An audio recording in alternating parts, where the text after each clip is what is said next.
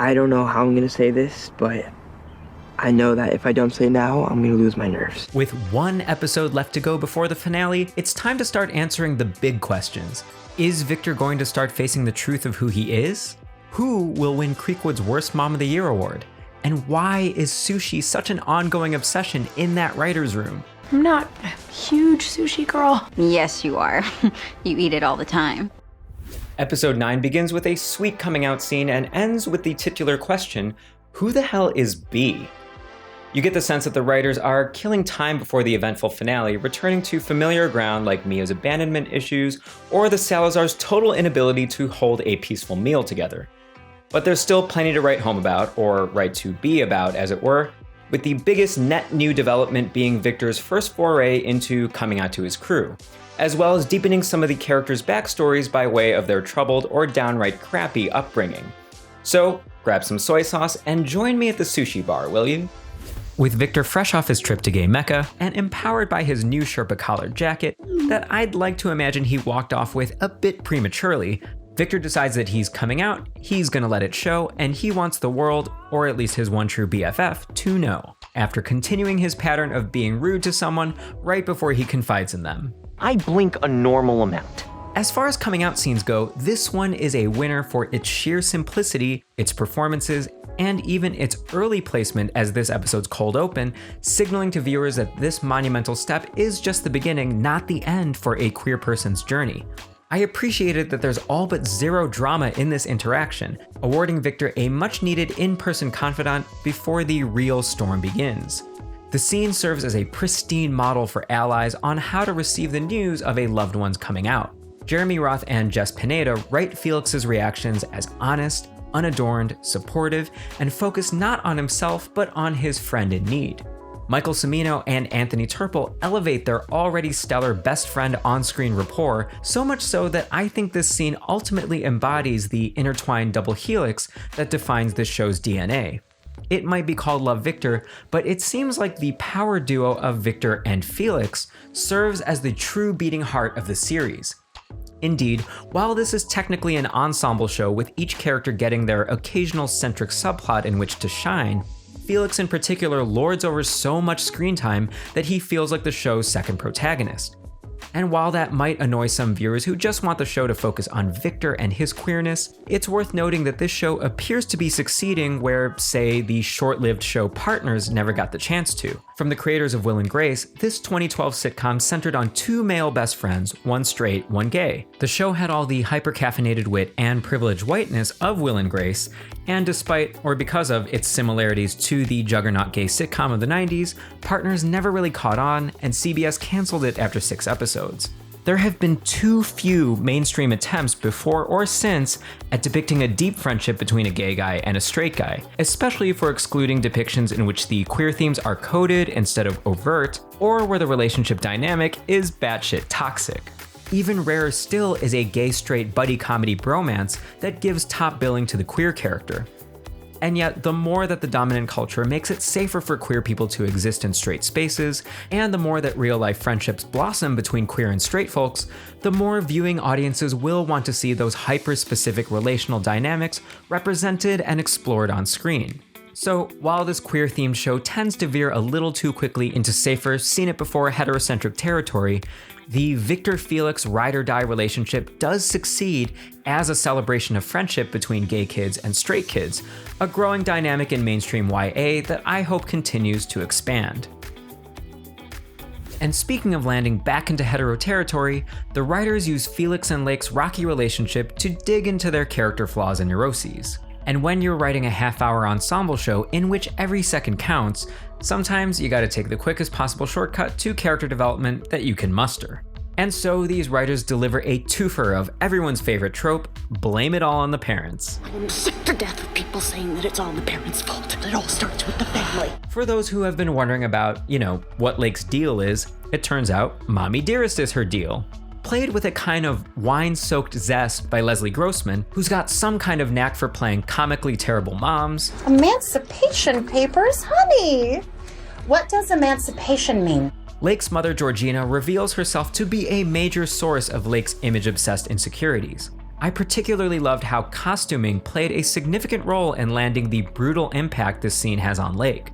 It's been notable all season how Lake's clothes have been the trendiest, most eye-catching of the Creekwood gang, who all otherwise sport clothing so timeless and unassuming, it feels like the story could be taking place 10 years ago or 10 years from now. Even popular Princess Mia doesn't quite turn looks as stylish as Lake, whether it's this Chanel-inspired cashmere number, this Edwardian throwback leg of mutton sleeve top, or this power blazer ensemble that takes its cues from Diane Keaton, Alicia Silverstone, and Georgina herself.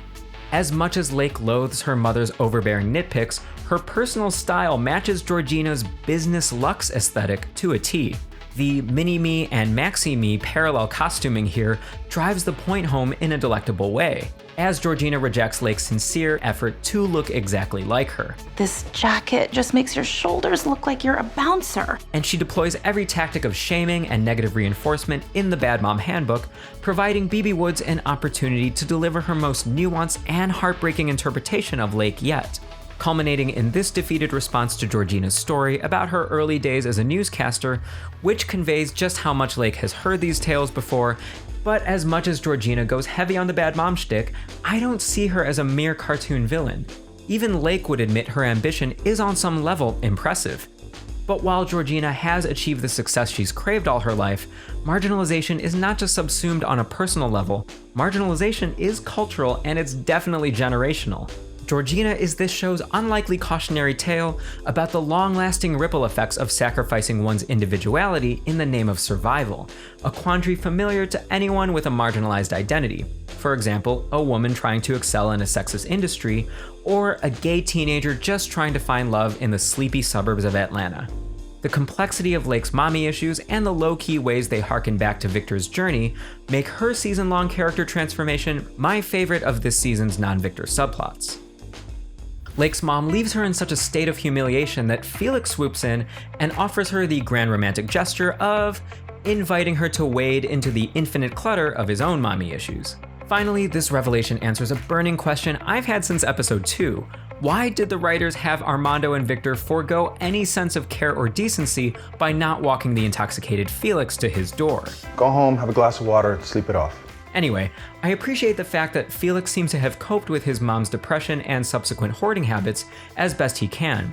Though the fact that he conceals his living conditions from even his closest friends tells us that he's still in the process of processing it all himself.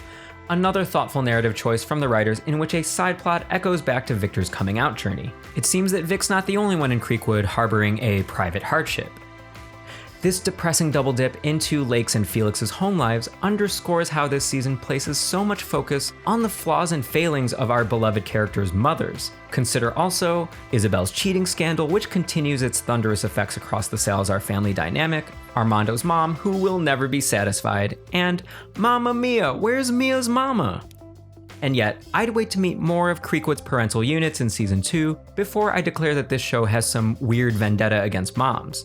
After hearing about Benji's tense relationship with his dad, I'm dying to see them unfurl their dirty laundry on screen, preferably when Victor meets them in what's sure to be another of this show's delicious dinner from hell scenes. I'd also be curious to hear what became of Felix's absent dad, Mr. Weston, and I'd be dying to see if Lake's dad is as much of a nitpicking terror as her mom, or if he responds to his wife's mommy dearest act with a passive deference that leaves Lake without a true ally in either of her parents. In terms of what Felix's revelation means for him and Lake, I commend Lake for affirming that she's aware of her personality complexes, but can't change overnight, as much as I commend the loyal Felix for finally drawing a boundary and protecting his own emotional well-being for once. As a pleasant inversion of how the circumstances around their initial coupling highlighted their flaws, their choices surrounding their breakup demonstrates a healthy dose of growth. The strongest sign yet that these two probably aren't the most ideal partners for each other in the long term. There is plenty more to unpack in this episode, including Isabel and Armando's marital troubles that reach a boiling point, and Mia's continued trauma of having a dad and soon-to-be stepmom who care for her immensely and express it at every turn. But those issues spill over into the season finale, where we might as well tackle the entire avalanche of drama at once.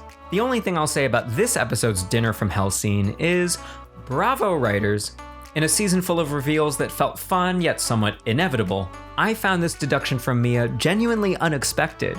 Mia observes Veronica's avoidance of alcohol and raw fish and makes the bold yet 100% logical leap that Veronica is with child. This surprising reveal is masterfully conceived, and most maddeningly of all, gives Victor yet another convenient excuse to delay coming clean to Mia with his big news.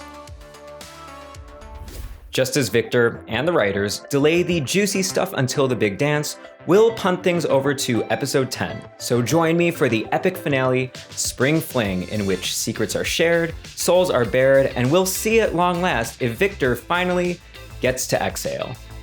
Until then, let us know in the comments. My dad and Veronica are going to a Billy Joel concert tonight. Which Billy Joel song best describes your favorite moment from this season of Love, Victor?